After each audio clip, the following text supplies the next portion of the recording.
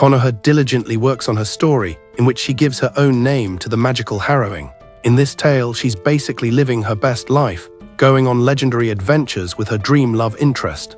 The fantasy, however, is abruptly shattered when her mother bursts into her room, demanding that she stop the grind and focus on her studies. Konoha completely ignores the request, insisting that mastering magical abilities is way more important than some boring homework. She loves immersing herself in fantasies, dreaming that one day she'll be summoned to a mythical world filled with SSR-tier adventure. As she wonders what her backstory might be, she decides to write a farewell letter to her parents just in case she suddenly gets whisked away to live her new isekai life. 10 years pass and spoiler alert, nothing fantastical actually happens. Konoha grows up and settles into a total NPC job, living a very average life. One evening while walking home from work, her mother calls to tell her she found that cringy farewell letter from 10 years ago. After confirming her mother can yeet her old belongings into the trash, Konoha suddenly remembers the embarrassing contents of that note. But as she's cringing, fate decides to intervene, which is a mistake because here comes Truck-kun.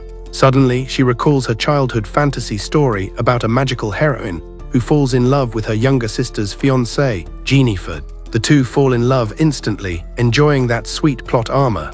But their secret romance doesn't go unnoticed by Yana, Konoha's younger sister. Upon discovering the relationship, Yana enters rage mode and vows to put an end to it. Knowing how much Yana opposes them, Jennifer and Konoha decide to keep their love on stealth mode. Despite Yana's many threats, the MC Konoha continues to care deeply for her villainous sister. One day, Yana gets her hands on a mysterious book called The Dark History, rumored to delete anyone who reads it. Delighted, she flips through its pages, completely forgetting that she isn't immune to its cursed status effect. Suddenly, she is struck by visions of the real-world Konoha, writing the very story of the fantasy world she inhabits. She sees that version of Konoha shaping her, Jennifer, and the world, detailing their intertwined backstories like a literal goddess. Then the real-world Konoha awakens and realizes she's been isekai'd into Yana's body. Before she can make sense of the situation, the police, headed by Shano, announce her arrest for attempting to murder Konoha. Startled, she realizes Shano addressed her as Yana, meaning her character's skin has officially swapped. Trying to recall her last memory, she remembers the truck speeding toward her in the real world. Thrown into a dungeon, the truth finally dawns on her that she's been reincarnated as the villain. She reassesses her situation, desperately trying to recall the plot she wrote back in middle school. As she ponders what to do, the Konoha from her fantasy world suddenly appears and pulls her into a warm hug, relieved her sister is safe. Yana stands there frozen in a total trance. She never imagined she would actually meet her own creation, and she's exactly as the MC had envisioned. As Konoha fusses over her, Jennifer suddenly enters the dungeon with his sword drawn, demanding that this villain be executed. Konoha insists that Yana hasn't done anything wrong this time, but Jennifer is playing on hardcore mode and isn't forgiving. He coldly reminds Konoha that Yana has repeatedly tried to delete her and deserves the Shadow Realm. As Jennifer lists the terrible crimes Yana committed, Yana curses her past self for making her such a despicable villain. She never imagined she would one day be reborn as the very character she nerfed so hard. After a tense moment, Konoha pleads for mercy, and Yana is instead yeeted to a distant estate to keep her far away. Grateful she hasn't been permanently isekai'd yet, she sends a silent prayer to Konoha for being such a saint. She tries to convince herself that she can live peacefully, but her relief fades once she remembers she's sharing her home with the guy destined to kill her. Upon arriving at the manor, a butler informs her that she will remain in this confinement for 3 months. Yana notices that all the maids are avoiding eye contact, trembling at her presence like she's a world boss. The butler adds that a special servant has been assigned as her personal attendant. Yana peers into her new room, cautiously checking the corners for any hidden assassins. To her horror, she spots Sol, the character she specifically wrote to eventually end Yana's life. He's introduced as her personal butler, meant to make her stay comfortable while he waits for his opening. Knowing his true purpose, Yana immediately steps back when he tries to enter her hitbox. Sol assumes she's simply exhausted from travel and insists she rest, while he prepares a warm drink. Once he leaves, Yana exhales in massive relief. But her peace lasts only a second before she remembers she must avoid every death flag if she wants to keep her HP above 0. She racks her brain for the story's details, but it's been way too long to recall every single plot point. Finally, she realizes her best chance at survival is to prove she poses no threat to the heroine. She's so focused she doesn't notice Sol's return, and it's a mistake because he's quietly carrying a knife meant to end her playthrough right now. As he slowly approaches, Yana suddenly remembers this is his first assassination attempt, so she quickly turns to face him. Startled, Sol immediately adjusts and resumes his role as the perfect butler, pouring tea like nothing happened. Yana, catching onto his act, plays along while subtly searching for the weapon she knows he's hiding. She tells him she wants to write a letter to Konoha to start repairing her reputation.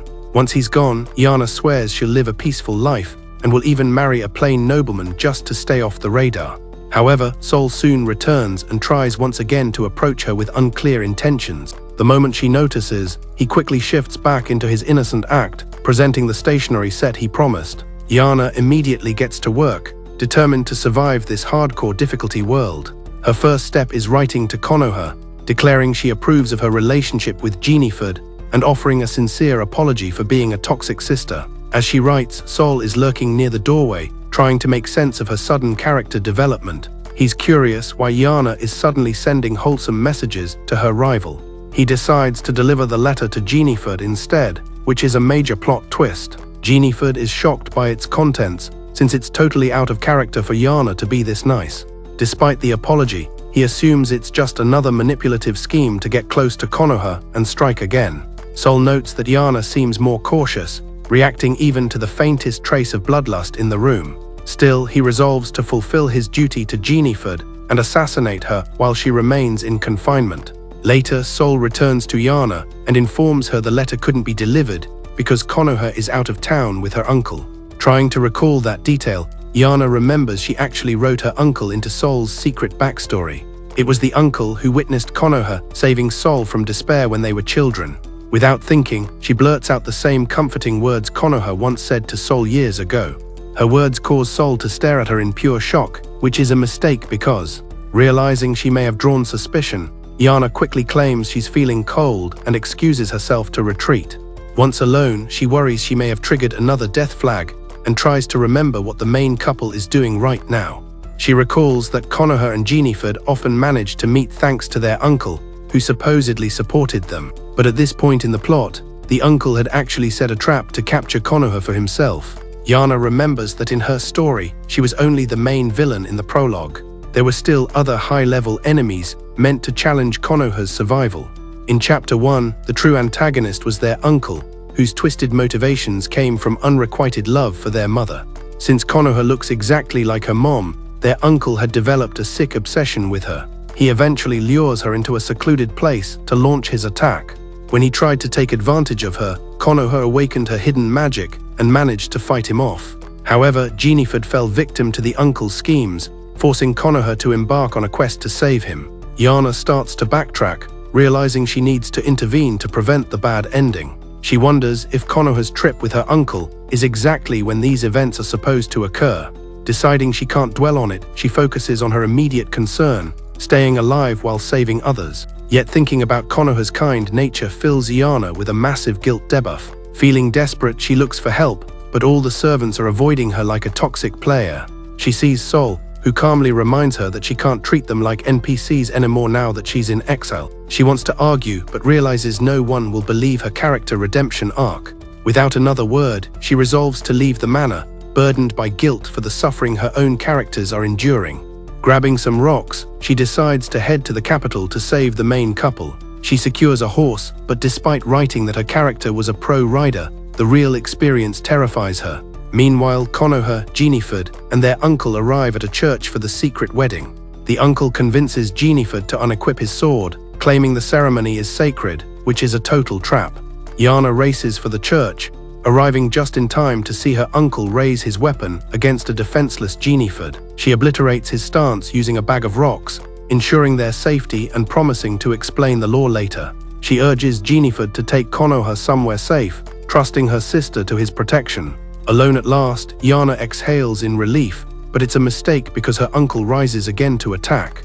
Thankfully, Sol arrives just in time to save her, and Yana can't help but notice how dashing he looks. Gathering her composure, she asks how he found her, and he reveals he's been trailing her the whole time. Yana feels a pang of guilt for putting her creations through so much suffering in this world. As she prepares to leave, Jennifer asks if she's been secretly protecting Konoha from the uncle all along, suggesting her villainy was just a cover. Yana thinks his logic is super mid, but she decides to go along with it to prove her innocence and avoid execution. Before she can respond, Sol interrupts, saying he wants to express his gratitude to Konoha instead of her. He explains that it's Konoha's kindness that lets him resist his urge to kill, though he warns he won't hesitate if Yana messes up. Yana realizes that while she's safe for now, Konoha hasn't awakened her magic yet, leaving her defenseless. If anything happens to the heroine, Yana knows she will be the prime suspect in Sol's eyes. A month after her reincarnation, Sol takes Yana to the countryside for a breather. She admires the breathtaking scenery she once created, but a sudden chill runs down her spine like she's missing a key detail. When they arrive, Konoha warmly calls her over, happy to see her sister. Yana decides to go to her, happy to spend time with the heroine she created. Before she can make her way over, Jennifer offers his help like a true gentleman. However, Yana botches an agility check and trips, forcing Jennifer to catch her. Sol tells her not to trouble Jennifer, adding that he'll escort her the rest of the way himself. She recalls that when designing Sol, she imagined him as an ice type, the complete opposite of Jennifer's fire-themed build. She admits she poured all her aesthetic sense into his character design. He's a cold Duke type, but she can't deny his hotness is totally op. As she watches Konoha and Jennifer enjoy their high-affinity moments, Yana quietly vows to protect her sister's plot armor no matter the cost. This reminds Yana of her previous life as a total shut-in. Her mother once tried to ask about her real-world crushes, but instead of giving a normal answer, Konoha proudly declared she was already engaged to Jennifer, a guy from a different server entirely. After grinding hard to prove she's not the toxic villain everyone remembers, she's finally able to enjoy peaceful daily quests with her sister, like flower watching. Overcome with joy, she lets out a cheerful shout, but accidentally lands a critical hit on Konoha, causing her to fall. Almost immediately, several guards spawn from the bushes to ensure the heroine's safety. She quickly tells herself to stay calm, which is important because if Sol suspects her, she'll be raising a literal forest of death flags. She nervously explains to Sol that her hand just slipped during an emote animation. Sol studies her while sporting a polite but suspicious smile. Yana follows when Konoha calls her over, eager to put some distance between herself and Sol's sharp gaze. When they reach a nearby clearing, a table has been elegantly set up for a tea party. Konoha happily announces this is a mini celebration for Yana to thank her for the life-saving carry earlier in the story. Sol serves her tea, flexing that it's brewed from the highest quality loot drops in the entire kingdom. Yana inhales the soothing aroma, finding comfort in its warmth. Back in her old corporate grind, she never had time to craft her own tea and always settled for cheap bottle-tier items. But as the party continues, Yana hears rustling nearby. A small bunny hops out from the bushes, and she calls Konoha over in pure excitement. Delighted, she picks up the fluffy creature, as both sisters gush over how adorable it is. Konoha then wanders to the edge of the map where violets bloom, but it's a mistake because a wolf-like creature snatches her and leaps away. The guards immediately mobilize while Yana stands frozen, realizing this scripted event is happening way earlier than she planned. See, this event was supposed to be a Chapter 2 quest when the party was searching for herbs to cure Jennifer's status ailments. Yana remembers that in her old life, she created this carnal beast specifically to kidnap Konoha. It was during her edgy phase, when she was exploring darker lore, mostly because she wrote while watching toxic romantic dramas in the background. Jennifer curses his lack of speed as the beast disappears deep into the forest. Sol notices Yana spacing out, so she quickly claims she was just analyzing the monster's data. Jennifer's eyes widen with hope, and he urges Yana to leak all the monster intel she has. By nightfall, Yana has given a full walkthrough of the beast to Jennifer and the soldiers. She explains they still have time for a rescue mission because the creature observes its captive for hours before acting. She skips the NSFW parts of the story, only saying Konoha will be devoured if they wait until the morning server reset. Yana points them toward the beast's lair, and the troops prepare for a dungeon raid. Sol, however, remains suspicious and questions how Yana could possibly know the map and the mob data so perfectly. Panicking, Yana insists she just did a lot of research on the forest before her exile. Unconvinced, Sol corners Yana against a tree and demands to know why she didn't warn the party sooner if she already had the strategy guide. Yana struggles to load an excuse, but luckily she's saved because Jennifer calls for her to guide them to the boss den. Yana eagerly agrees, believing that if she saves Konoha again, Sol will finally stop his suspicious glare. She leads the group until they reach a dark, narrow path that leads straight to the creature's lair. Just as she's about to speak, she notices the deep worry in Jinifud's eyes. Turning to her, Jinifud firmly instructs Yana to stay behind with Sol while the tanks move in. Though she doesn't argue, Yana feels uneasy about being left alone in a 1v1 with Sol. Jinifud promises her he'll do whatever it takes to bring Konoha back safely. Yana can't help but feel her anxiety meter spike. She's loved Konoha ever since she first designed her, but now the story has strayed from the original script, and she's terrified Jinifud might lose to the beast on his own. Before she can move, a group of guards rushes past her as more mobs start to emerge. She hears Konoha scream, and without hesitation, Yana bolts toward the noise. Because she meddled with the timeline, Konoha hasn't unlocked the magic that was supposed to protect her. Seeing the beast about to strike, Yana grabs the nearest item and hurls it at the creature like a pro. Yana sprints forward, her thoughts racing. She reminds herself she's supposed to avoid death flags at all costs. Yet before she realizes it, she's already thrown herself in front of Konoha, acting as a human shield. For a moment she braces for the final hit, convinced she's about to die, until Jinifud and Sol arrive just in time to obliterate the beast. As the creature collapses, its tail lashes out one last time, striking Yana and sending her crashing into a nearby rock. Jinifud immediately rushes to Konoha's side to check her health bar. Konoha smiles gently, saying she was never afraid because she knew her hero would come for her. Jinifud praises her courage. Yana watches from where she landed, feeling an odd sense of pride for creating a ship that's this perfect for each other. Sol suddenly scoops her into his arms, and though Yana insists she can walk, he dryly suggests she can rest when they visit the man-eating plants next. Realizing Sol is subtly pressing her to leak her secret knowledge, she quickly hits the decline button on his offer. With that, this cursed tea party finally comes to an end.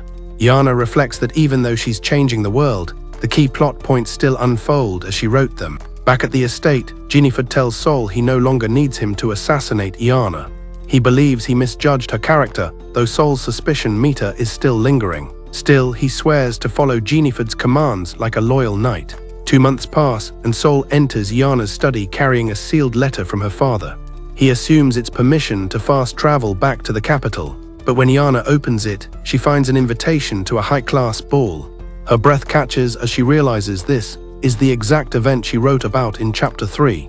On the night of the event, Jinifud and Sol compliment the sisters, noting they both look radiant in their new gowns. Konoha's eyes sparkle with excitement at the dance floor, while Yana warns her not to dance with anyone. Konoha is confused, and Sol's suspicion deepens as he watches Yana's anxious expression. When Jinifud takes Konoha's hand to invite her to dance, Yana panics, but Sol's heavy gaze prevents her from interfering. The scene brings back cringe memories from Yana's past life. She remembers a summer festival where her mother begged her to touch grass, but she refused. Instead, she stayed in her room, dreaming of being an ice-guide saint who would one day defeat the Demon King. Her mother grew angry and slammed the door open, demanding she enjoy the real world. She used that exact anger to fuel the next chapter of her dark history. She wrote that if Konoha dances at this ball, she'll be chosen to fight the Demon King.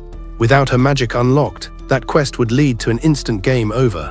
Worse, Sol would see it as Yana's fault and carry out her execution himself. Suddenly, she sees a man approaching Konoha, asking to dance with Miss Magnolia. Recognizing him as a minor NPC she once created, Yana takes his hand before Konoha can speak, claiming the name for herself. She sweeps him onto the floor and spins so energetically that the poor guy can barely keep up. When the music ends, the man is dizzy and exhausted, forced to retreat and recover. Determined to keep Konoha off the dance floor, she scans the room for the next threat. A new figure appears on the second floor. She remembers him as the second character scripted to ask for a dance. He spots Konoha and calls out to her because he finds her cute. But before he can clarify his intentions, Yana once again forces herself into the dance to block the interaction. After the second dance, she searches for the final figure written to dance with Konoha. Just as Yana predicted, a young prince approaches and asks Konoha for a dance. Anticipating this, Yana had already spilled wine across the floor, making the dance floor a hazard zone. The servants advise the prince and Konoha to stay off the floor for safety. Konoha spots Yana wandering off to another part of the ballroom. Yana smiles in relief, believing she's successfully dodged every death flag tonight. She hurries toward the buffet table, her mind filled with thoughts of cooked meat buffs. But before she can reach the loot, Sol steps in front of her and asks for a dance. The music begins, and before she can refuse, he takes her hand and leads her to the floor. She feels her pulse quicken as her character model gets close to his. Sol's hand is on her waist, and his gaze is unreadable, which is a problem because it's enough to make her completely forget to breathe. As they move, Iana wonders why she's dancing with the very man destined to send her to the Shadow Realm. Sol coldly asks who she really is. He's noticed her strange interference with Konoha and demands to know her true motive. When the music fades, Sol leaves her to call a carriage. Iana is more disoriented than ever after that interaction. Sol's words echo in her head, and she barely registers Jennifer calling out to her. Confused and exhausted, she wanders to a quiet parlor to rest. She sinks onto a couch and falls into a deep sleep, but the server isn't peaceful for long. While she sleeps, chaos erupts. Flames begin spreading through the manor at an alarming rate. The evacuation quest begins for all the guests. Outside, Sol and Jennifer search frantically for Konoha, who they find sitting beneath a tree. She reveals she twisted her ankle earlier and Iana must have noticed, explaining the "don't dance" warning. It's only then they realize Iana herself hasn't exited the building yet. Inside, Iana wakes up shocked to see the halls engulfed in flames and every exit blocked. Panic seizes her because this fire definitely wasn't part of her original story.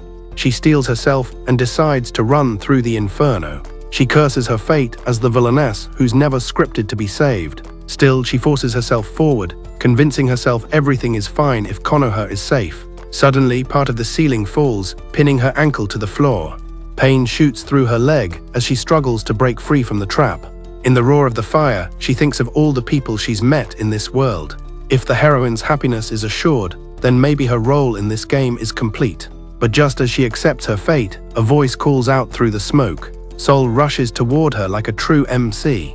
She stares at him, dazed, wondering why he's always the one doing the rescue missions. He tells her she cannot die until he learns her true identity. He shatters a window, and together they leap out, crashing into the safety of the pond below. Konoha and Gina Ford rush in like a high-level raid party, and Konoha pulls Iana into a hug, relieved her HP is still full. When Iana tries to thank Sol for the carry, he hits her with a cold, "no thanks," stating he's only sticking around until he uncovers her true lore. His words give her a massive unease debuff, but she can't ignore the strange warmth flickering in her chest. Is the romance route opening? Fast forward 3 months, and her confinement quest is officially cleared, so Iana is back at the Magnolia estate just vibing. She's living her best life alongside her own creations, and the server has been surprisingly peaceful lately. Her favorite character, Konoha, is constantly doting on her, which gives Iana a massive serotonin boost. Jennifer just chuckles at the sisterly bond, admiring how much Iana's character has been buffed since the reincarnation. Iana is still simping for Jennifer though, since he's the literal personification of her dream guy stats. She also finds Sol strikingly handsome, but she's terrified of him because he was literally scripted to be her executioner in Chapter 1. As she watches him sharpen a knife, she reminds herself to keep her guard up, because one slip-up could trigger an instant game over. Suddenly, Sol interrupts her thoughts to announce that a mystery guest has arrived at the front gate. A guy named Yomi spawns in and greets Iana, but she just stares at him like he's a glitched NPC. Konoha recognizes him instantly, asking how his high-level studies are going over in the Lily Kingdom. Iana is internally panicking because she has zero memory of ever writing this character into her story. Konoha introduces Yomi as their childhood friend, explaining that their fathers were basically in the same high-tier guild back in the day. Iana watches from the sidelines, assuming Yomi is just another one of Konoha's legendary love interests. But then, Yomi ignores the heroine and walks straight to Iana, admitting that hearing her voice again is a massive buff because he's actually in love with her. This is a total system shock for Iana. Since her Isekai debut, she's only received hatred from the NPCs, so hearing that she actually has a fan feels like a rare loot drop. She desperately tries to recall if she ever wrote a secret romance route for the villainess. Back in her middle school days, she was too busy surrounding Konoha with an entire harem of ideal men. She got the idea from a classic manga about a princess courted by a squad of handsome bachelors. Then she remembered that some of those dudes were actually hiding dark, edgy secrets. One was a secret demon king planning a permaban on the princess, which was a trope she totally vibed with. Early on, she wrote righteous heroes, but as her dark history phase hit, she started crafting handsome villains with maxed out evil stats. That was exactly when she created Yomi, another antagonist from her cringy teenage lore. As she analyzes his character, she tries to figure out if Yomi was part of her original Death Flag collection. Yomi asks Iana how the plan is going, which leaves our MC in a state of total confusion. Finding her fake innocence cute, he leans in and whispers Konoha's name like a secret mission objective. Panic hits Iana as she realizes she needs to lead him away before he triggers a boss fight. She finally remembers his role. He was scripted to kill the heroine Konoha. In the original plot, Yomi was an obstacle driven by vengeance because he believed Konoha caused Iana's death. Talk about an edgy backstory. Realizing Yomi is here to launch a sneak attack, she worries Sol will suspect her of being the mastermind behind the gank.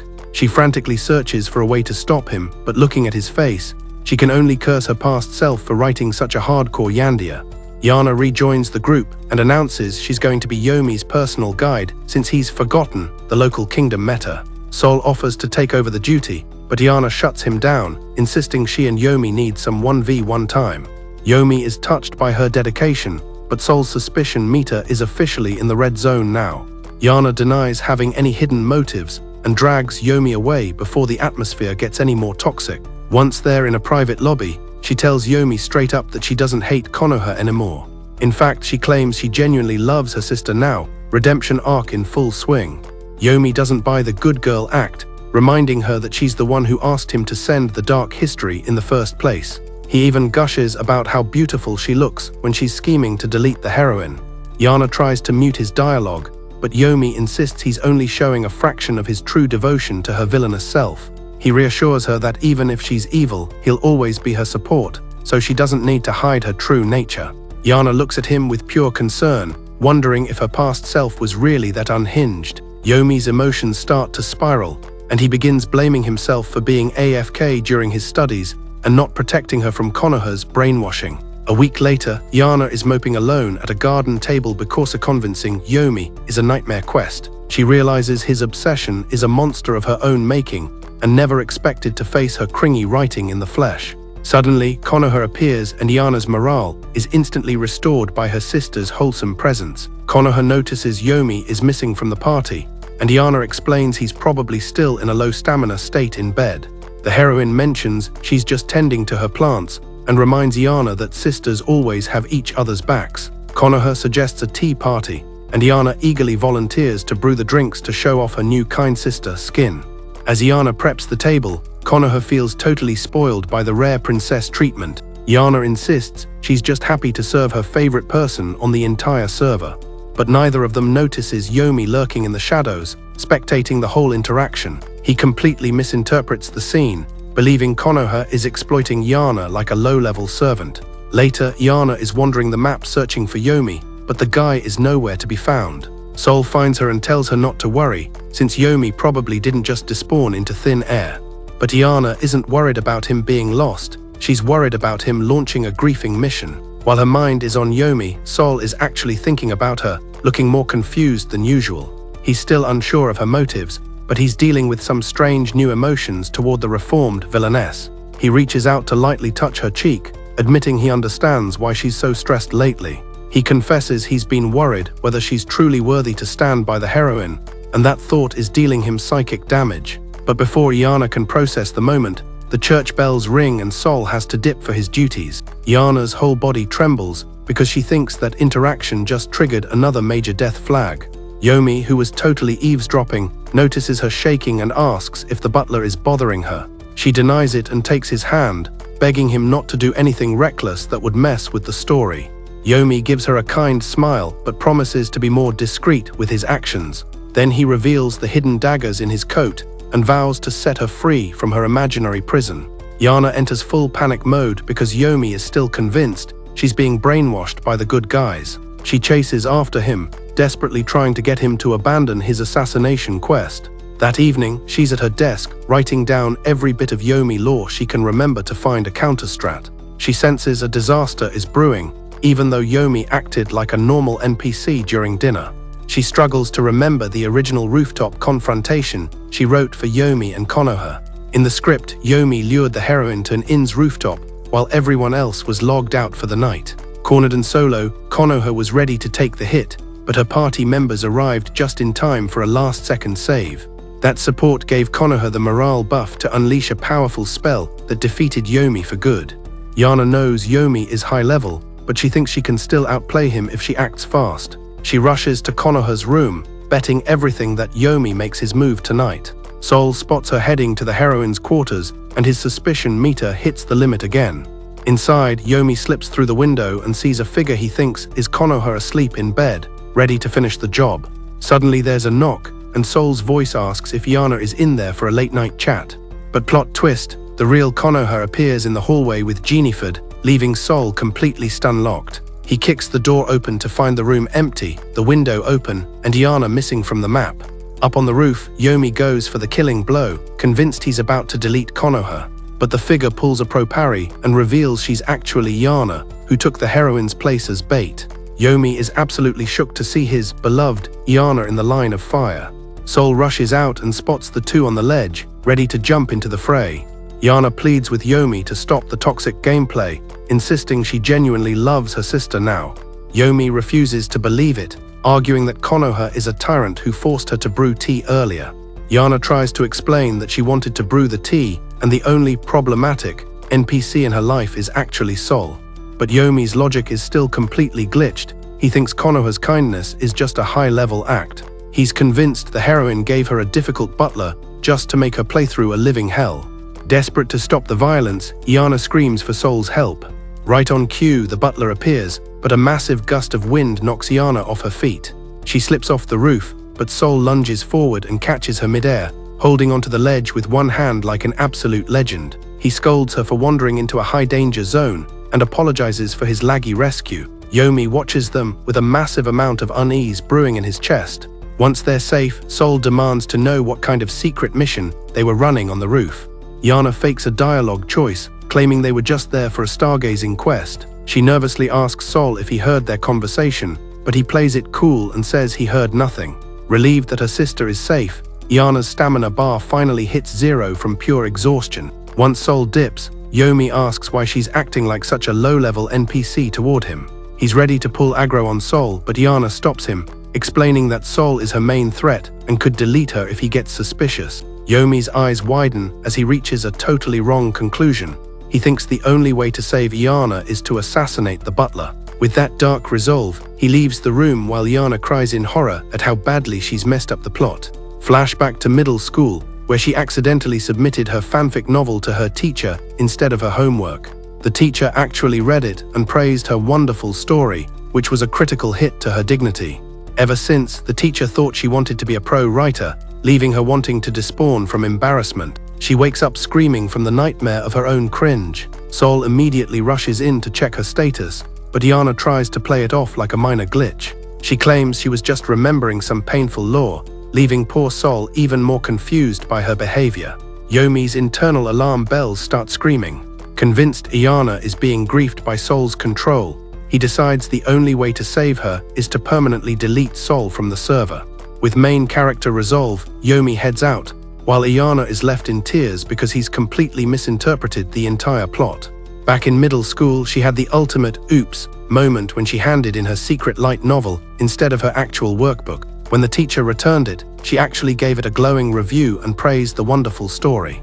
From that day on, the teacher basically tagged her with the future novelist trait.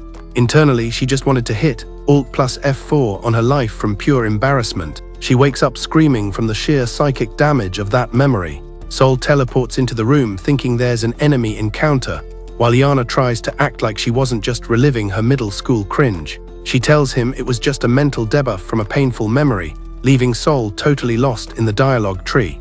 Suddenly, Yomi bursts in and tackles her onto the bed in a panic, accidentally dealing some physical damage to her head. Sol calls him out for being too rough, but Yomi shoots back that Sol's the one who barged into her room first.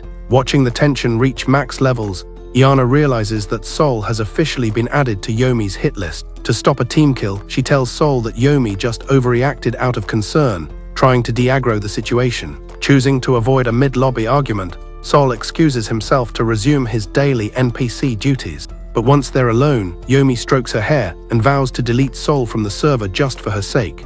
Yana panics because regardless of the outcome, if Yomi goes after Sol, it's an instant game over for her too.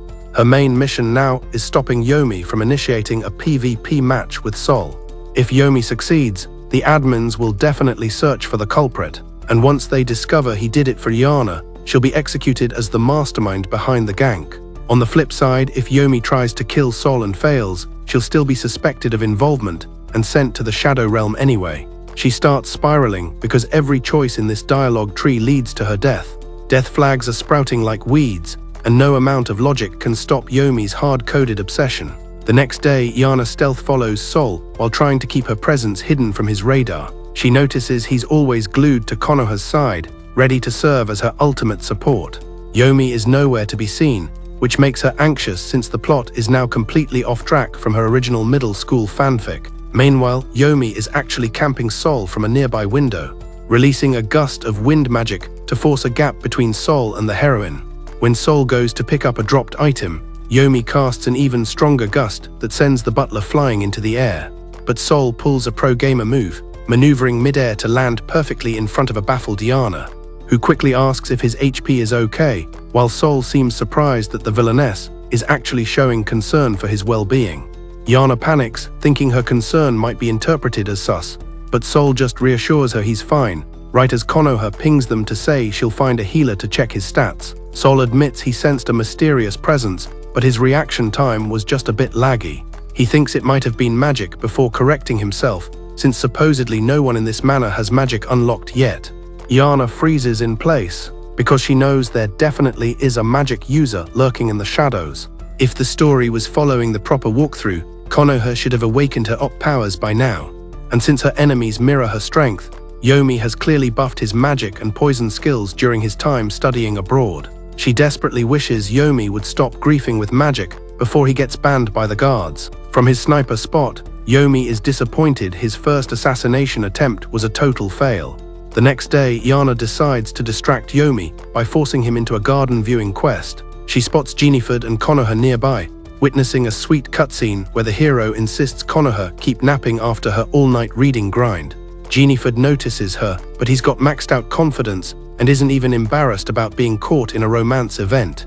Yana also realizes Sol has been using his stealth skill this whole time to give the main couple some private time. Yomi asks if Jiniford wants to join them for a tea party, while the heroine is still AFK in Dreamland. Knowing that tea is Jiniford's weakness, Yomi baits him with special laves from the Lily Kingdom, promising an SSR tier brew. Intrigued, Jiniford agrees and even pulls Sol into the party invite, insisting the butler take a break from his duties just this once. Meanwhile, Yana is internally screaming, convinced that Yomi is about to poison the entire lobby. As Yomi prepares the tea, Yana fakes a lag spike and knocks the whole set over, spilling the poison everywhere. She apologizes for her clumsy NPC behavior, while Yomi actually apologizes back, thinking she's just mad at his dishonorable methods. Sol moves in to clean the mess, but notices a weird scent coming from the liquid. Alarmed, Yana blocks his path, knowing he'll recognize the poison instantly if he gets a whiff of the evidence. The attention shifts when Konoha finally sneezes and re-enters the server. Seizing the opening, Yana yeets Sol toward the heroine while she and Yomi handle the cleanup quest. As she rushes for supplies, Yomi catches her arm, telling her there's zero need to rush the grind. Yana can't help but notice his gentle character design, which reminds her of the tragic backstory she wrote for him. Yomi came from wealth but was bullied by his own guildmates, his siblings. As a kid, he admired Yana's confidence stats, something his own character lacked. She realizes Yomi is one of her ideal men, but regrets writing his obsession with her to be so op, since it's now ruining her playthrough. She feels guilty remembering he's destined to be defeated by Konoha, who will feel bad for fighting a childhood friend. Konoha eventually overcomes that guilt with the help of her harem, which Yana now realizes was a super cringy plot point. She only wrote it that way because real-life boys were toxic to her, so she made a world where Konoha was always the VIP. As they walk, Yana tries to persuade Yomi to stop the madness, but he just pulls her into a hug, promising to delete Sol for ever scaring her. He then reveals he set a magic trap around the tea area that's about to go boom. Right on cue, an explosion rings out, and Yana sprints toward the noise in a total panic. She knows Yomi's magic is mid-tier, but that wouldn't matter if Konoha's protection magic hadn't been nerfed by the plot changes. She knows Sol and Jennifer will try to tank the hit, but if they're caught off guard, it's a wipe for the whole party. At the blast site, a plant monster spawns and lunges straight for Konoha. The heroine is about to take massive damage when Yana grabs a vine and swings in for a heroic save. Yana starts hacking away at the mob, taking full responsibility for Yomi's actions in her head. She vows to delete both her death flags and Yomi's to fix the terrible fate she scripted for him. Jennifer and Sol join the raid and make quick work of the monster, obliterating it in seconds. Yana is stunned by how easily they cleared the mob, realizing Yomi never stood a chance against these high-level players. Sol and Jennifer rush to check Konoha's HP, while Yomi goes straight to Yana. Yana overhears Sol reporting that someone is specifically targeting both him and the heroine. He recalls the tea having a faint poison scent he recognizes from his own dark past arc. Sol then mentions Iana's sus behavior, admitting he thinks she's hiding some major lore. As Iana enters full panic mode, Yomi yeets a glove at Sol's face and boldly admits he's the one who's been griefing the butler. He declares Iana is a total innocent and he won't let her take the blame. He then challenges Sol to a 1v1, telling him to pick up the glove if he wants to duel. Iana is terrified Sol will accept, hoping he'd just handle it with a quiet assassination rather than a public PvP match. But to her absolute dismay, Sol picks up the glove without a second of hesitation. Yana realizes she can't stop this because Sol is a Konoha stan, and after that monster almost deleted her, his hidden rage is definitely at 100%. She tries to talk Yomi down, but Konoha steps in, pleading with the boys to stop the toxicity and just talk it out. Yana thinks this might work since no one ever disobeys the heroine's requests, which is usually true, but Yomi is holding his ground and refuses to back down. In his desperation, he even grabs Konoha, threatening to slap his other glove on her so she's forced into the duel too. This enrages Sol, who quickly rescues the heroine and points his blade at Yomi. Yana recalls that Konoha is always the reason for these extra dueling scenes she wrote, even when they made zero sense for the plot. Sol apologizes to Konoha, saying that ignoring an accepted duel would be like turning his back on the server's gods. Konoha tries to argue, but Jennifer actually sides with Sol's logic. He backs him up, saying that since Sol accepted the match, he's ready to lay his entire life on the line. Jennifer steps in front of Yomi and says that normally he'd interrogate him for his crimes, but with a formal duel active, he won't interfere with the match. He's certain Sol will take the W, but warns Yomi that if Sol loses, he'll have to face Jennifer himself. Yomi just calmly says they should get this duel started. Jennifer tells Yomi to pick a hand, since the rules only allow one-handed swordplay for this specific event. Yomi picks his right, while Sol chooses his dominant left hand for the 1v1. Jennifer declares the duel only ends when someone concedes or gets permabanned from life. Yana realizes how hardcore this is and curses her past self for making such toxic server rules. At the signal, Sol and Yomi cross swords and the high-stakes duel finally begins. Powerful strikes clash, sending massive gusts of wind that mess with Yana and Konoha's clothes. Yana realizes Yomi stands zero chance against Sol and tries to stop it, but Jennifer blocks her path. He tells her she can't move until the match is over and the motives are finally leaked. The word motives catches her off guard, and she recalls her past life when she used to pray to the gods for some very weird things. While her friends were praying for good grades or dates, she was out here asking for real-world magical powers. She truly believed she could manifest them, trying to channel energy and buying every charm she could find, but her magic stats stayed at zero. Now, watching her own characters fight, she feels completely powerless in the world she created. But wait, something about this duel is lagging. Yomi is supposed to be weaker, but Sol hasn't obliterated him yet. She wonders if Sol is holding back, but then she remembers he'd never do that when Konoha's safety is involved. Jennifer notices Sol's struggle too, and that's when Yana realizes the truth. Sol must have taken a massive injury when he saved her from the fire several nights ago. He was using his dominant hand back then, which explains why he's struggling with his offhand now. Yana falls to her knees, terrified that Sol might actually lose this PvP match. Sure, she's glad Yomi isn't getting deleted, but that doesn't mean her own death flags have been cleared. She finally gets it. As the designated villainess, those death flags are basically a permanent debuff. Realizing it's time to carry the team, she stands back up. When Jennifer tries to hold her back, she just swats him away and sprints toward the duel. Yana knows that no matter who dies, she's getting blamed, so she's got to stop this boss fight immediately. She jumps right into the middle of the crossfire, just as Yomi is about to land the finishing blow. Now she's sandwiched between them, struggling to figure out her next dialogue choice. Yomi is telling her to step aside so he can end it, but Yana is frantically signaling for him to call it off. Yomi's got zero perception right now, thinking she's being mind-controlled by the other team. Meanwhile, Sol is ready to delete Yomi for even thinking about threatening the group's healer, Kanoha. Yana is fuming, wishing she'd been born with the heroine perk like Kanoha instead of this villainess role. She knows if Kanoha just dropped a few tears, these guys would fold instantly like a cheap chair. But since her tears stat is 0, she has to go with a different strategy. She calls out Sol for fighting with an injured dominant hand, reminding him that failing to bring 100% to a duel is a total insult to the gods. As Sol hesitates, distracted by her logic, Yana seizes the chance to snatch his sword and points it at Yomi, declaring she is now his opponent. Everyone is shook by Yana's decision to sub into the duel, but she stands firm like a true mid-boss. Though she puts on a brave front, the truth is her strength stat is too low to even lift the sword properly. She dares Yomi to fight her, but deep down, she's praying he'll just hit the surrender button. To her relief, Yomi drops his weapon and pulls her into a gentle, wholesome embrace. Quietly, Yana apologizes for trampling on his efforts to help her, but she knows this is the only way to avoid a double game over. Jennifer declares the duel officially over, seeing no reason to continue the PvP.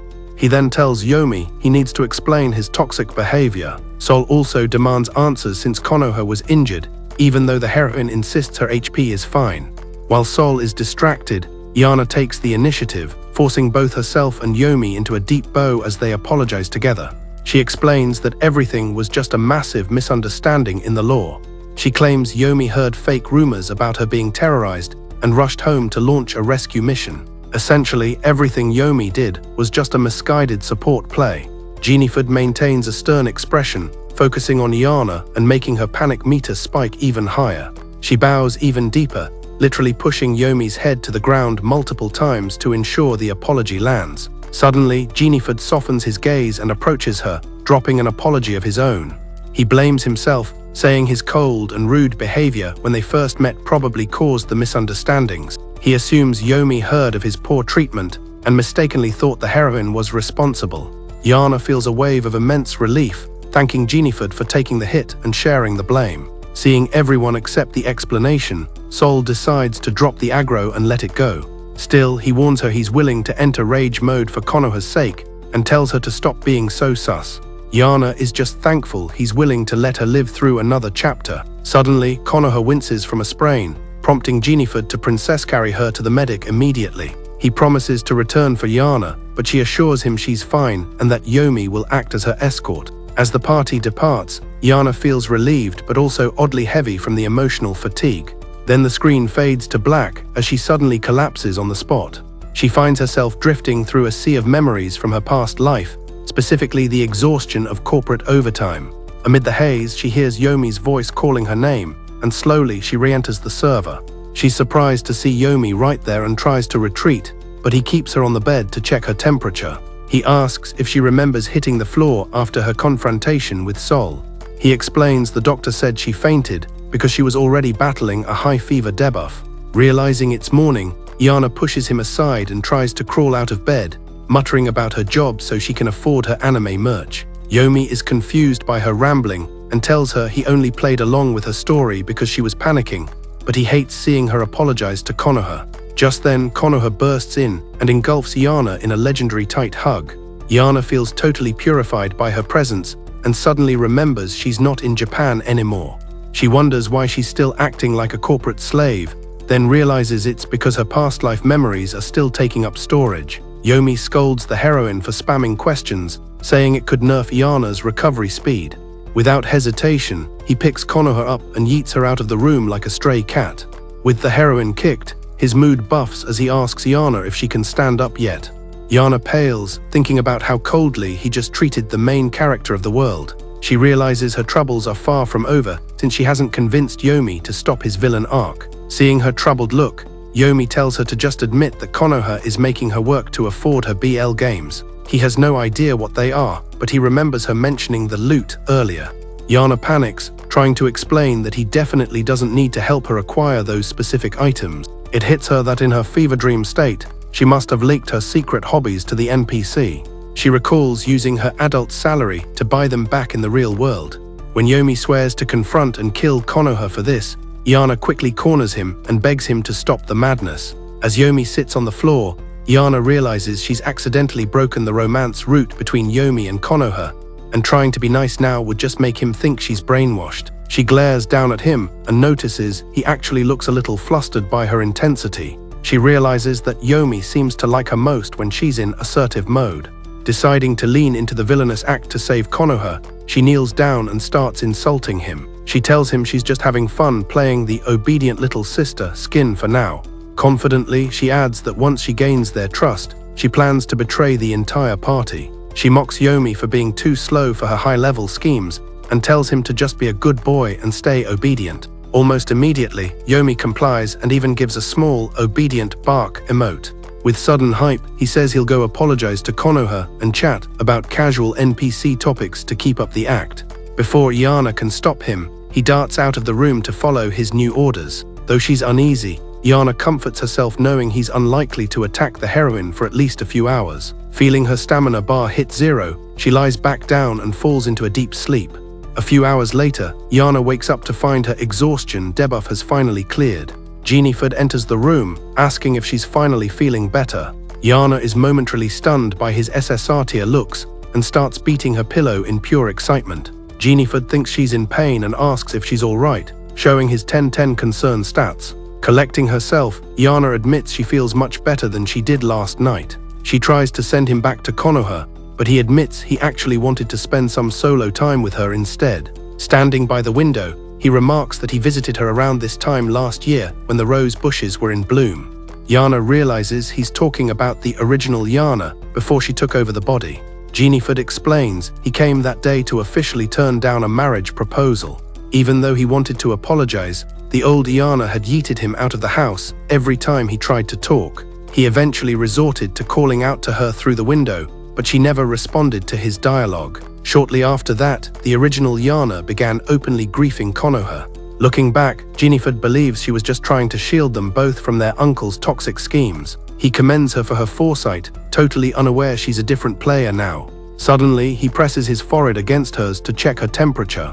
He thanks her for all the protection she's given him, while the tension hits max levels. He notes she still seems to have a slight fever lingering. Yana remembers that in the dark history, she made forehead touching the standard way to check for a fever. She curses her past self for writing such an embarrassing trope into the game world. She had taken inspiration from romance games, making the heroine sick just so the male leads could spoil her. Having her own ideal creation do it to her is too much, and she passes out from pure embarrassment. Jennifer panics while she tries to hide under the covers. He asks if he should summon a healer or perhaps read her a picture book to help her rest. Yana grows even more flustered by his top-tier gentle concern. She recalls her past life where she was teased for having zero romance experience. To cope, she imagined having a fiancé waiting for her in another world like a true Isekai fan. She used to write those fantasies in a secret notebook, giggling through the door. Her mother once peeked at the notes while her old self was out for food. She noticed that the heroine was writing about the same man repeatedly, doing everything she wished a boyfriend would do. Yana remembers how much effort she poured into creating her ideal man, Jennifer, using all her favorite romance tropes. He actually went through 3 character redesigns before she finalized his perfect SSR tier look. As promised, Jennifer begins reading her a story in a hilariously monotone voice. When he tries to voice act a character, it sounds so awkward that Yana can't help but giggle. She tells him he's funny, which makes the hero get flustered and shy for once. Yana feels a warm fondness for the moment, realizing he really is her ideal type. Jennifer truly is everything she once imagined him to be in her dreams. When he leaves, she gazes out the window, wondering where Yomi has gone for so long. Suddenly, Sol enters the room carrying a bottle of medicine. The word medicine immediately sends Yana's brain into a spiral of paranoia. She assumes this is an assassination attempt and tries to dodge the poison. But Sol easily catches her, scolding her for running around with a fever debuff active. He sends her back to bed and prepares to take her temperature manually. Fearing for her life, Yana tries to dodge his forehead check maneuver. She insists she's fine and that someone already checked her stats earlier. Sol pinches the bridge of his nose, clearly hit with a frustration debuff. He tells her that next time, he'll make sure she's not even present during a duel. He scolds her for taking such a reckless risk and calls her a fool, but then gently takes her hand. He pinches a small spot and Iana flinches, confirming he knew exactly where she was hurt. He notes the area was warmer than the rest of her body, showing his high perception stats. He keeps scolding her for trying to wield a sword without any proper training points. Iana pulls back and argues she only did it so Sol wouldn't get deleted by Yomi. She admits she knew he was already nerfed from saving her a few nights ago. She insists on taking responsibility, but Sol argues that his HP is not her concern. As her servant, it's his literal duty to protect her character model.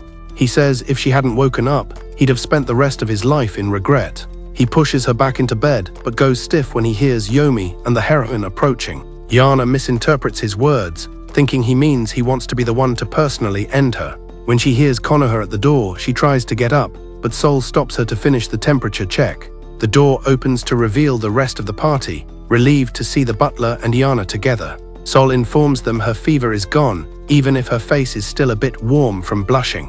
Iana feels irritated that she has to stay on guard around her own creations. She should be able to predict them, but these boys constantly keep her on her toes. The next day, she ends up completely exhausted from spending the whole night worrying about her life. The next day, she's completely drained after a late-night session of stressing over her death flags. On the bright side, maybe this is her chance to get some premium nursing from a top-tier character like Gina Ford. She briefly considers asking, but her embarrassment meter hits 100%, and she starts headbanging her pillow to delete the thought. Suddenly, Jennifer spawns in her room, catching her in the middle of her glitchy pillow fight. He laughs at her messy bedhead, teasing that it might actually be a high-fashion cosmetic upgrade. They're vibing until Sol enters the chat to announce that the heroine Konoha is requesting a party meetup. Iana locks in her composure, but Yomi interrupts to explain that an avalanche has blocked the fast travel routes, so he's stuck here. He asks if it's cool for him to keep camping at their manor for a while longer. Before she can answer, Yomi pulls her into a hug while giving Sol a total rival glare. Iana breaks free, realizing that with Yomi's toxic devotion around, she'll have to equip her villainess skin more often. Next thing we know, Iana and Konoha have fast-traveled to the castle town for some fun. They've snuck out of the estate, so Iana can finally touch grass after her long recovery arc. But as soon as the town NPCs recognize Konoha, a massive crowd starts swarming the heroine. Iana realizes too late that Konoha forgot to use her stealth mask to hide her face. Iana tries to push through the mob, but she gets shoved to the back of the line like a random mob. As Konoha gets cornered, Iana starts overthinking the world's current balance. Konoha is the legendary heroine of this world's server. But because Iana's interference nerfed the original plot, Konoha hasn't awakened her op magic or started her saint quest yet. Iana feels her heart rate ticking like a bomb about to go off. Panicking, she yeets her own mask off and rushes forward to rescue her sister from the crowd.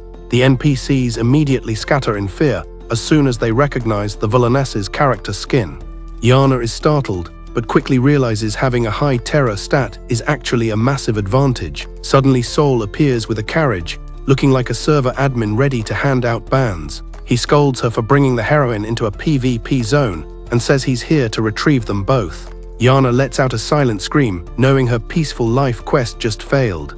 Back at base, Konoha tanks the hit for both of them, claiming the town trip was entirely her idea.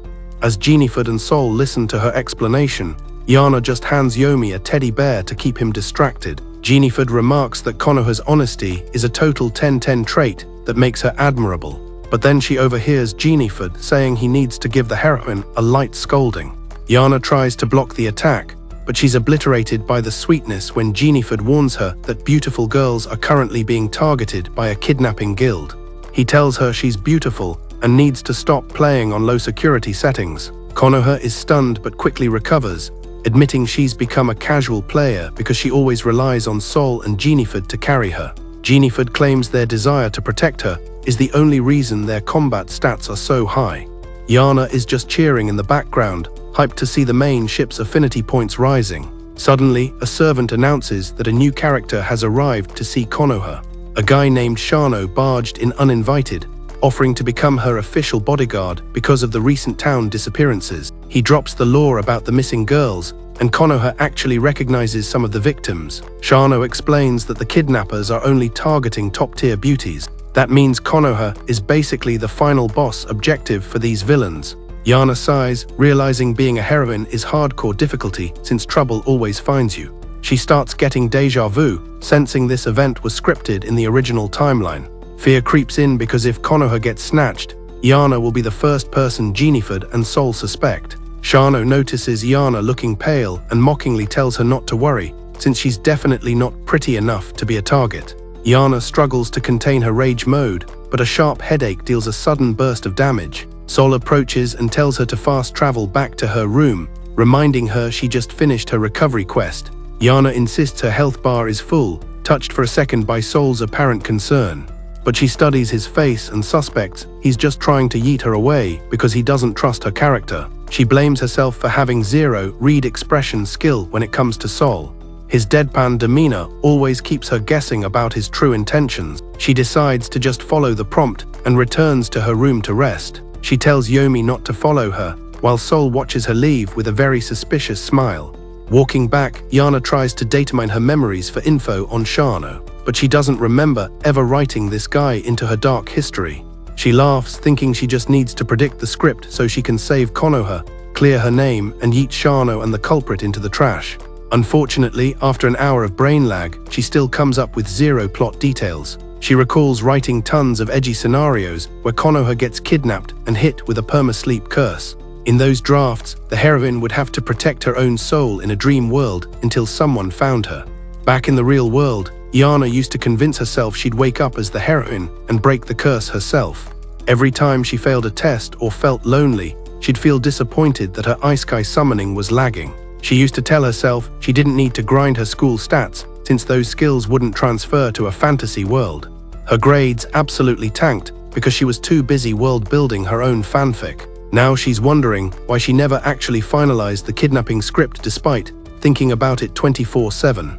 Yana is desperately trying to recover the missing data from her brain. Sensing she's missing a key item, she heads to the study, suspecting the guild is still talking about the missing girls. She uses a paper cup gadget to eavesdrop on their high-level strategy meeting. Inside, Shano says that all the victims seemed like normal NPCs before they were snatched. He then takes a temporary AFK break to use the restroom. Yana catches the info and tries to connect the dots in her plot map. She remembers Jennifer mentioned way more disappearances than Shano reported, implying the numbers are being faked. If she really wrote this twist and just forgot the lore, the whole server is in big trouble. The voices inside go mute, which is her signal to tactical retreat before she's spotted. But her reaction time is too slow and the door suddenly swings open. Shano is right there, catching her eavesdropping red-handed. He drags her into a room and pins her to the couch like she's a criminal. He demands to know why she's snooping around the restricted area. Yana notices his demeanor has switched from arrogant guard to aggressive rival. Shano grabs her by the throat and accuses her of being the mastermind behind the kidnapping. He reveals she's been on his most wanted list from the very start. Apparently, the victims' families claim Yana bullied them, so he thinks jealousy drove her to delete them. Yana argues that's some low-tier reasoning for a suspect, but Shano isn't listening. He grabs her collar, screaming that he knows she's lying about not recognizing his character model. It turns out he's the one who sent her to the Shadow Realm dungeon in the prologue. He drops the bombshell that his own little sister was one of the kidnapped victims. He regrets acting like an officer instead of a brother and decides to take matters into his own hands. He's about to land a strike on her, but it's a mistake because Sol grabs his wrist mid-air. Shano jumps back, but Sol is already standing behind him like a guardian boss. Yana tries to load an excuse, realizing she can't let Sol know about Shano's direct accusation. She bluffs, saying Shano was just teaching her some CQC skills so she can help protect the heroine. Shano plays along with the story and decides to log out for now. Before he dips, he coldly tells her that evil will never win, leaving a massive chill in the room. The next day, Yana feels drained. She still can't figure out when this event fits into the story. And what's worse, she realizes that she and Shano are somehow connected. She walks into the main study and finds the whole party already awake and ready to go. Jennifer is buffing the security measures, which makes Yana feel a bit more safe. Konoha shows off an invitation to a birthday event for the king's sister, Suzalina. Yana is amazed her sister has already unlocked the royalty social branch, though she's suspicious of the timing. She hopes the heroine will just decline the quest and stay home. However, Konoha says she actually wants to go, which makes Yana's heart sink into her stomach. At the party, Sol drops some lore about Suzelina turning unusable water into a top-tier beauty serum loot. Yana is already bored, but Konoha is hyped to see the princess in person. Suddenly, the VIP descends the stairs with a massive guard detail, making the girls in the lobby go wild. Suzelina spots Konoha and walks over to greet the angelic heroine. Suzelina spots Konoha in the lobby and moves in to greet her. Holding Konoha gently by the chin, Suzelina remarks that her beauty is angelic. Yana is absolutely losing it with joy for Konoha, literally pounding the floor like a total fangirl. Suzelina says she can relax because the hydrangea unit of the police will be handling security tonight. The girls are hyped because that unit is basically a boy band of handsome knights. That's when it clicks for Yana. This is exactly where Shino is stationed. As the party goes on, Yana is speedrunning the buffet until Sol steps in to nerf her eating habits. She complains about being bored, but he still confiscates her drink like a total buzzkill. She's feeling the boredom hard, especially since Yomi is out of commission with a fever. Nearby, a group of girls are geeking out over Suzelina's new item drop. Yana tries to join the party, but as soon as they see her, they scatter like she's a high-level boss. She tries to socialize with another group, but the results are the same. 0 charisma checks succeeded. She hears them whispering about how toxic she is and starts cursing her past self for making Yana such a villain. But seeing Konoha having a great time with the other girls instantly recharges her mood. She's ignoring the haters, but Sol definitely hears the mocking as he walks up. Yana takes a moment to look at her current stats, and it's not looking good. She's got 0 friends and infinite enemies on this server. Shino still thinks she's sus, and even the NPCs at home are keeping their distance. Then she bumps into Menoa and panics, thinking she's covered in blood and someone has been assassinated. Menoa clarifies it's just a spilled wine debuff, no actual blood involved. Since people are staring, Yana leads her to a quiet room to sort things out. There, Menoa swaps into a dress that Yomi had actually packed in Yana's bag earlier. Yana tries to ask what happened, but Menoa is being super vague and looking pretty depressed. But once Yana promises to listen, the floodgates open and she starts a massive rant. Turns out Menoa is the daughter of a count and his mistress, the classic unwanted child trope. Her mother passed away, and even though her dad took her in, living with her half-sister is basically hell on earth. She vents that her sister is a total toxic player who treats her like a low-level slave. Apparently, her sister bought her way into the party just to humiliate her by pouring wine all over her mother's favorite dress. Yana is stunned by all the toxicity, but she weirdly finds the situation pretty relatable. Yana is touched by Menoa's kindness, realizing that since she wasn't raised in high society, she has no idea she's talking to the world's most hated villainess. But just as Yana prepares to leak her own identity, the Duke Sol and Jennifer suddenly barge into the room. And though they ask if Menoa is a new party member, she just pulls a pro dodge and brushes right past them. Suddenly, Yana recalls how her middle school self had nerfed the presence of every female character in the story, which is why the MC Konoha is always surrounded by a harem of husbandos, instead of having a supportive girl squad to back her up. She remembers her previous attempts at writing female NPCs, but the code always glitched and they ended up choosing the lesbian route.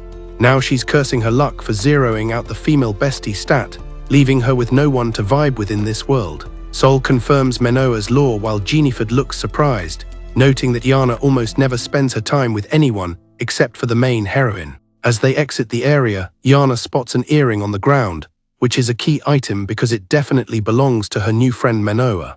Thanks for watching.